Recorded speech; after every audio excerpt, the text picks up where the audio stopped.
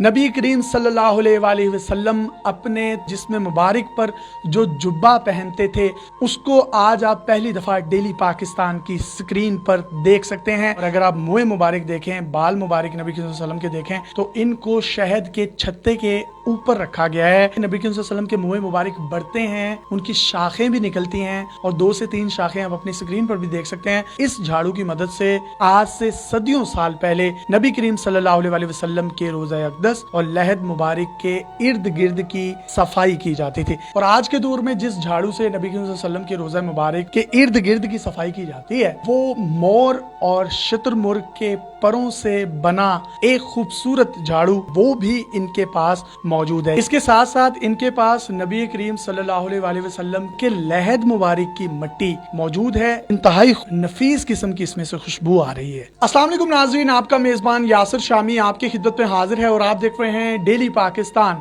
आज हम आपको डेली पाकिस्तान की स्क्रीन पर नबी करीम सल्लल्लाहु अलैहि वसल्लम वजह तख्लीक कायनात हजरत मोहम्मद मुस्तफ़ा अहमद मुज्तबा जिनके लिए ये तमाम की तमाम कायनात अल्लाह रब्बुल इज़्ज़त ने तख्लीक की, जिनको तमाम जहानों के लिए रहमत बनाकर भेजा गया, जिसके लिए कुरान में अल्लाह ताला ने फरमाया कि वमा अरसलना का इल्ला रहमतल लिल आलमीन, और बेशक हमने आपको तमाम जहानों के लिए रहमत बनाकर भेजा। फिर अल्लाह ताला ने अपने कलाम में फरमाया वरफाना लका ज़िक्रक, और ऐ नबी हमने तुम्हारा जिक्र तुम्हारे लिए बुलंद किया। नबी करीम सल्लल्लाहु अलैहि वसल्लम अपने तन पर, अपने जिस्म अतहर पर, अपने जिस्म मुबारक पर जो जुब्बा पहनते थे, जो लिबास पहनते थे, उसको आज आप पहली दफ़ा डेली पाकिस्तान की स्क्रीन पर देख सकते हैं, जिसको रखने का शर्फ सैयद मोहम्मद अरसलान गिलानी साहब लाहौर के रिहायशी हैं, इनको है। इनके पास उस जुब्बे मुबारक के साथ साथ गुंबद खजरा की रस्सी, वो सदियों पुराना झाड़ू जिसको तुर्क लोग यूज करते थे नबी करीम सल्लल्लाहु अलैहि वसल्लम के रोज़ा अतहर की सफाई के लिए, जिसको खास तौर पर खजूर की छाल से बनाया गया था और इसी छाल से आपकी मस्जिदों की चटाइयां भी बनती हैं। इसके साथ साथ इनके पास मुँह मुबारक भी हैं जिनको आप अपनी स्क्रीन पर देख सकते हैं। इनमें दाढ़ी मुबारक और सर मुबारक के बाल भी मौजूद हैं। नबी करीम सल्लल्लाहु अलैहि वसल्लम जो इमामा शरीफ पहना करते थे उसका रंग सब्ज था और वो सब्ज इमामा शरीफ भी आप अपनी स्क्रीन पर देख सकते हैं। इसके साथ साथ नबी करीम सल्लल्लाहु अलैहि वसल्लम की लहद मुबारक की मिट्टी, वो पाक मिट्टी जिसके अंदर से इंतहाई नफीस खुशबू जो है मैं यहाँ महसूस कर सकता हूँ। अगर इसमें कमरे की बात करूँ तो जिस कालीन पर मैं खड़ा हूँ, ये मस्जिद नबवी में कालीन बिछाए जाते हैं, उस दो जहां के वाली के दर पर ये कालीन होते हैं, जबकि एक कालीन का टुकड़ा आप देख सकते हैं जिसको रियाजुल जन्ना पर बिछाया जाता है, जिसके बारे में बहुत सी अहादीस में आता है कि यहाँ पर नवाफिल अदा करने वाला जन्नती होगा। जबकि इनके पास कुछ रेप्लिका तलवारें भी हैं। ये वो तलवारें हैं जो नबी करीम सल्लल्लाहु अलैहि वसल्लम अपने गज़वात में इस्तेमाल करते थे। इन तक ये तमाम तबरुकात कैसे पहुंचे और इनकी असनाद और सर्टिफिकेट्स क्या हैं वो हम इस सैयदजादे से पूछते हैं। सुभान अल्लाह, इतनी जबरदस्त, मैं कहता हूँ कमाल का एक सुकून महसूस कर रहा हूँ मैं आपके घर में। ये जो जुब्बा मुबारक है ये आपको कहाँ से मिला? ये जो जुब्बा मुबारक है नबी सल्लल्लाहु अलैहि वसल्लम का, ये मुख्तलिफ ममालिक से होता हुआ मुझे मदीना मुनव्वरा के एक शेख थे जो दोस्त था हमारे करीबी, तो उनके तवस्सुल से मुझे बहरीन के एक शेख हैं शेख याकूब के साहबजादे, उनके तवस्सुल से मुझे उनकी सनद के साथ मुझे मिला था और वो सनद आप अपनी स्क्रीन पर देख भी सकते हैं। इसी तरह दीगर तबरुकात के साथ साथ जब जुब्बा मुबारक हमारे पास आया तो मैंने अल्हम्दुलिल्लाह उस जुब्बा मुबारक को, जो तुर्की के अंदर म्यूजियम मौजूद है, जिस गिलाफ के अंदर जुब्बा मुबारक कवर करके रखा जाता है, वो ही गिलाफ मुझे तोहफे के तौर पर तुर्कियों से मिला था। तो अल्हम्दुलिल्लाह मदीना मुनव्वरा के रहने वाले तुर्की से एक सैयदजादे थे जिन्होंने मुझे तोहफे के तौर पर वो गिलाफ दिया और मैंने जुब्बा मुबारक उसी गिलाफ में कवर करके रखा है। सुभान अल्लाह, और ये खुद भी सैयदजादे हैं और गिलानी सैयद हैं और इनका शजरा नस्ब हजरत इमाम हसन से मिलता है। आपके पास इमामा शरीफ भी है آپ کے مطابق یہ نبی کریم صلی اللہ علیہ وسلم کا ہے، اس کی سند کیا ہے؟ جی الحمدللہ، جس طرح مجھے جبہ مبارک تحفے میں ملا، اسی طرح نبی صلی اللہ علیہ وسلم کا جو سبز امامہ شریف مکمل نہیں ہے، میرے پاس پیس موجود ہے. جیسے کہ لاہور میں اگر آپ دیکھیں بادشاہ مسجد میں آثار قدیمہ کے نام سے ایک میوزیم بنا ہوا ہے، وہاں پہ جہاں پہ مقدس تبرکات موجود ہیں، اسی جبہ مبارک سے کچھ حصہ، کچھ پیس تھا جو مجھے تحفے کے طور پہ برکت کے لیے مجھے مطلب کہ ملا، اور جن کے توسل سے ملا وہ کراچی کے ایک دوست تھے. چل سو چل جو سلسلہ جس طرح پہنچتے پہنچتے میرے تک وہ پیس تقریباً الحمدللہ میرے پاس موجود ہے. اور اس کی سند؟ اس کی سند بھی الحمدللہ عربی میں لکھی ہوئی میرے پاس موجود ہے. تو اس کے اندر شیخ اختر بن یعقوب جو بحرین کے شیخ ہیں، ان کی لکھی ہوئی سند میرے پاس موجود ہے. جی وہ سند اور ان کی جو مہریں ہیں، جو جس کو اسٹیمپس کہا جاتا ہے، وہ بھی آپ دیکھ سکتے ہیں. ڈیلی پاکستان کے تمام ناظرین ان تبرکات کی زیارت کر سکتے ہیں، دیدار کر سکتے ہیں،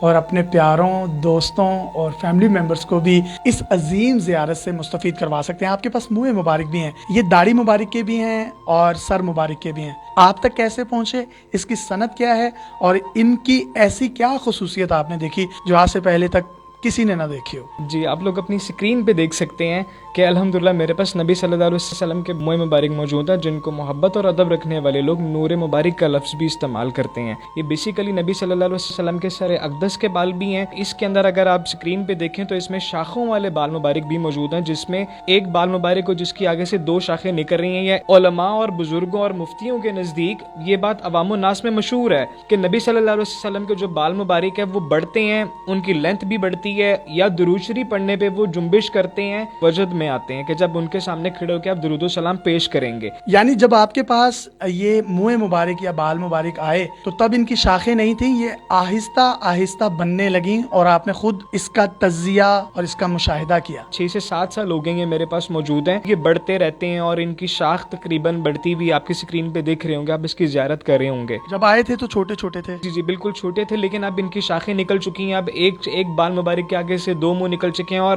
الگ چیز میں نے اس میں یہ چیز دیکھی ہے کہ میرے پاس جو الگ سے بال مبارک موجود ہے، آپ کی سکرین پہ دکھائیں گے کہ وہ جو بال مبارک ایک ہے وہ جب بڑھتا ہے تو شروع میں اس کا رنگ سفید ہے، اور بڑھتے بڑھتے وہ براؤن ہو گیا، اور بڑھتے بڑھتے اس کا رنگ بلیک سیاہ رنگ کا جا رہا ہے. تو ایک بال مبارک میں ایک تو شاخیں بھی بڑھتی جاتی ہیں، اور میرے نزدیک میرے پاس جو موجود ہے آپ دیکھ سکتے ہیں کہ اس کے رنگ بھی 3 طرح کے ہیں، 3 کلرز ہیں اس کے. اور اس کی جو سند ہے وہ بھی آپ اپنی سکرین پر دیکھ سکتے ہیں. یہ سند آپ کو کہاں سے عنایت ہوئی؟ اس کی جو سند ہے یہ مجھے ترکی کے ایک سیدزادے ہیں، ان کے توسل سے مجھے ملی، اور سند آپ اپنی سکرین پہ دیکھ سکتے ہیں کہ یہ عربی میں لکھی ہوئی اور اوپر سلطان عبد الحمید خان کا ذکر اور باقاعدہ سٹیمپس لگی ہوئی اٹیچڈ ہوئی ہوئی سند میرے پاس آئی ہے. جس طرح بال مبارک آئے تھے اسی طرح بال مبارک کے ساتھ انہوں نے سند مجھے دی تھی. اگر آپ منہ مبارک دیکھیں، بال مبارک نبی صلی اللہ علیہ وسلم کے دیکھیں تو ان کو شہد کے چھتے کے اوپر رکھا گیا ہے اس شیشے کے اندر. اور روایات میں کہا جاتا ہے کہ شہد کا جو چھتا ہے وہ پاک ہوتا ہے، کیونکہ جو شہد کی مکھیاں ہیں وہ درود شریف پڑھتے ہوئے شہد بنانے کا طریقہ کار اختیار کرتی ہیں. اور جس طریقے سے انہوں نے کہا کہ نبی صلی اللہ علیہ وسلم کے منہ مبارک بڑھتے ہیں، ان کی شاخیں بھی نکلتی ہیں، اور 2 سے 3 شاخیں آپ اپنی سکرین پر بھی دیکھ سکتے ہیں. تو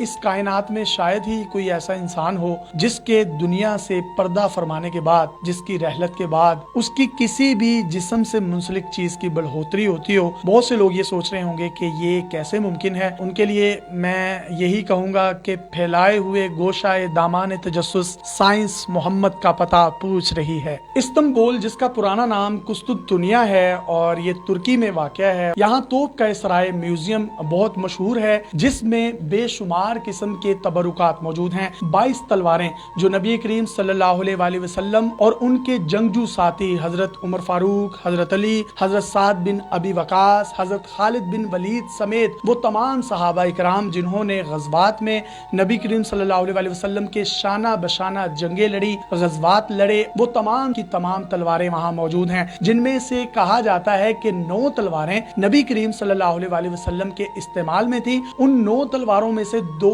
تلواروں کا خوبصورت ریپلیکا بھی سید زادے ارسلان گیلانی صاحب کے پاس موجود ہے. اس کی نیام جس کو حرف عام میں کور کہا جاتا ہے، اس پر 400 کے قریب آپ کو خوبصورت، یونیک اور نفیس پتھر نظر آ سکتے ہیں جن کو فیروزہ اور روبی کہا جاتا ہے. نبی کریم صلی اللہ علیہ وسلم کی اوریجنل تلوار مبارک پر بھی وہ پتھر نصب تھے. اس تلوار کا نام الماسور ہے. اس کی لینتھ، ویٹ، وڈتھ بلیڈ بالکل اسی طرز پر بنایا گیا ہے, جبکہ بلیڈ کو صرف تیز نہیں کیا گیا تاکہ یہ کسی بھی ویپن کی شکل اختیار نہ کر جائے, جبکہ اس کی جو لینتھ ہے وہ 99 سینٹی میٹر ہے. جبکہ جو دوسری تلوار آپ دیکھ رہے ہیں, بہت سی روایات میں یہ آیا ہے کہ اس تلوار کو نبی کریم صلی اللہ علیہ وسلم نے غزوات اور جنگوں میں استعمال نہیں کیا تھا, بلکہ نبی کریم صلی اللہ علیہ وسلم کے جو ساتھی تھے جب وہ عرب سے دوسرے ممالک یا دوسرے علاقوں کا سفر کرتے تھے تو پروٹیکشن کے لیے اس کو استعمال کیا جاتا تھا. اس کا جو بلیڈ ہے وہ کافی تھن ہے, جبکہ جو الماسور ہے اس کا بلیڈ کافی تھک ہے. القزید کی جو لمبائی ہے وہ 100 سینٹی میٹر ہے.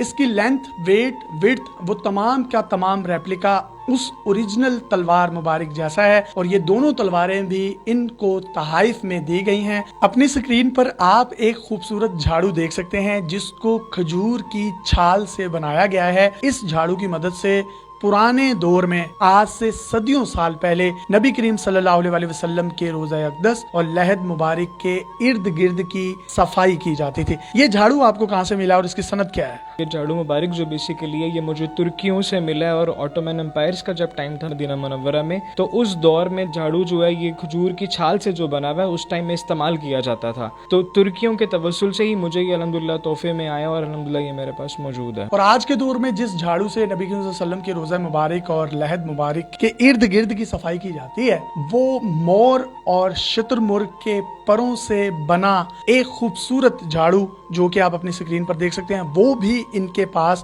موجود ہے. یہ آپ کو کہاں سے عنایت ہوا؟ مدینہ منورہ میں کافی عرصہ آنا جانا رہتا ہے. نبی صلی اللہ علیہ وسلم کے جو قدم مبارک والی سائڈ ہے وہاں پہ ہمارے دوست ہیں, ان کے توسل سے مجھے وہ برش جو ہے جو روزہ مبارک کی جالیاں صاف کرنے کے لیے روزہ مبارک کے اندر استعمال ہوا جو کہ شتر مرغ کے پروں سے بنا ہوا, اور آج کل ادب کی وجہ سے پروں سے ہی صفائی کی جاتی ہے وہاں پہ. اس کے ساتھ ساتھ ان کے پاس نبی کریم صلی اللہ علیہ وسلم کے روزہ مبارک کی نہیں بلکہ لحد مبارک کی مٹی موجود ہے, جس کو متولی کعبہ یعنی کعبے کی چابیاں رکھنے والے ایک شیخ جنہوں نے ان کے حوالے کیا, اس کی جو سند ہے وہ ہم انہی کی زبانی سنتے ہیں. انتہائی خوشبودار اور نفیس قسم کی اس میں سے خوشبو آ رہی ہے. آپ مٹی مبارک کی زیارت کر سکتے ہیں جو نبی صلی اللہ علیہ وسلم کی قبر انور کی ہے. مجھے یہ مدینہ منورہ سے ہی ملی ہے, اور الحمدللہ خانہ کعبہ کے جو متولی ہیں شیخ ہیں جو وہاں کے سعودی, انہوں نے مجھے تحفے کے طور پہ کسی کے وسیلے سے مطلب میرے تک پہنچی ہے. اور شیخ کا یہ کہنا ہے اس طرح سے کہ اگر یہ روزہ مبارک کی قبر انور کی مٹی نہ ہو تو میری گردن اتار دیجیے. جی, بہت سے لوگوں کے